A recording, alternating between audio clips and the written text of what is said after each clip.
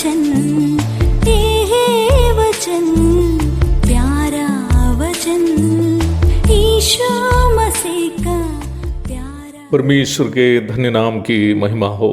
प्रभात मनन के सत्र 1439 में आप सभी का बहुत ही विनम्रता के साथ स्वागत करता हूं। आइए आज का मनन के लिए हम पढ़ते हैं 2 तीमुथियुस अध्याय 1:7। क्योंकि परमेश्वर ने हमें भय की नहीं पर सामर्थ्य और प्रेम और संयम की आत्मा दी है। तीमुथियुस को भेजी गई पहली पत्री के अध्ययन के दरमियान मैं इस बात को आपसे कई बार कहा था कि पौलुस इस पत्री तीमुथियुस को भेजते वक्त तीमुथियुस पौलुस के ही आदेशानुसार इफिसुस की कलीसिया में अगुवे की सेवा निभा रहा था। परंतु इफिसुस में तीमुथियुस की सेवा उतना आसान नहीं थी। एक ही समय कम से कम 3 प्रकार की समस्याओं का वह वहां सामना कर रहा था। रोमियो से होने वाला सताव जो सम्राट नीरो की अनुमति से ही हो रहा था, और झूठे शिक्षकों के द्वारा की जाने वाली समस्याएं, परेशानियां, और इन दोनों के अलावा अनुशासन में रहना पसंद नहीं करने वाली एक कलीसिया। इन तीनों समस्याओं को झेलते झेलते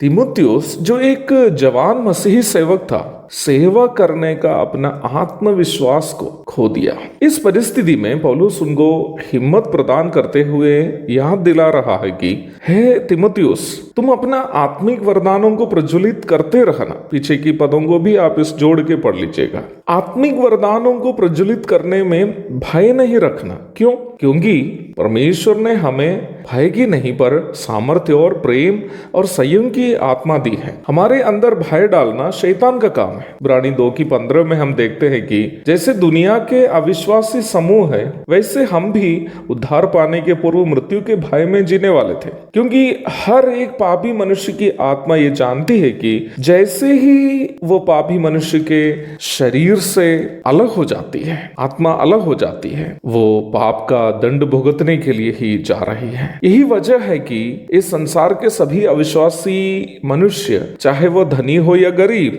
मृत्यु से डरता है। परंतु जब एक व्यक्ति अपना पाप से पश्चाताप करके प्रभु यीशु मसीह को अपना उद्धारकर्ता और प्रभु के रूप में ग्रहण करता है, परमेश्वर का आत्मा जो उस व्यक्ति पर छाप लगा देता है, उस व्यक्ति की आत्मा को ये अवगत कराता है कि वो अभी मृत्यु के दासत्व में नहीं, बल्कि परमेश्वर के पुत्र के रूप में उसे गोद लिया गया है। गलातियों की पत्री 3:26, इफिसी अध्याय 1:13 और 14, रोमी अध्याय 8:15, इफिसी अध्याय 1:5। रोमी 8:15 और इफिसी 1:5 में इस्तेमाल किया गया ले पालकपन का अर्थ गोद लिया जाना है अथवा अडॉप्ट किया जाना। मैं पुनः कहना चाहता हूं कि जैसे ही एक व्यक्ति अपना पापों पर पश्चाताप करके प्रभु यीशु मसीह को अपना उद्धारकर्ता और प्रभु के रूप में ग्रहण करता है, परमेश्वर के आत्मा उस व्यक्ति के अंदर प्रवेश करके उनको ये याद दिलाता है कि अब उस पर पाप की सजा,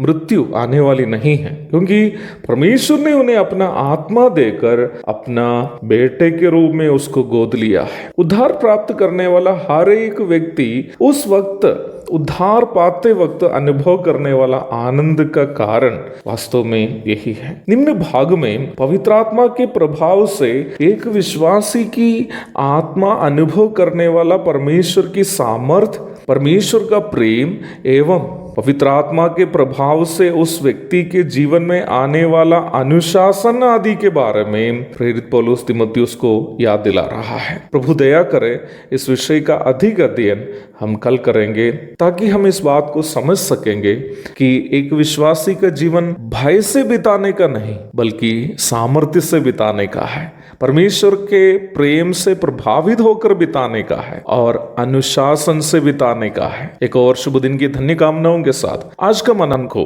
मैं फिलहाल यहाँ समाप्त कर रहा हूँ। प्रभु आप सभी को एक धन्य दिन, एक आनंदमय दिन देकर आपको आशीषित करे।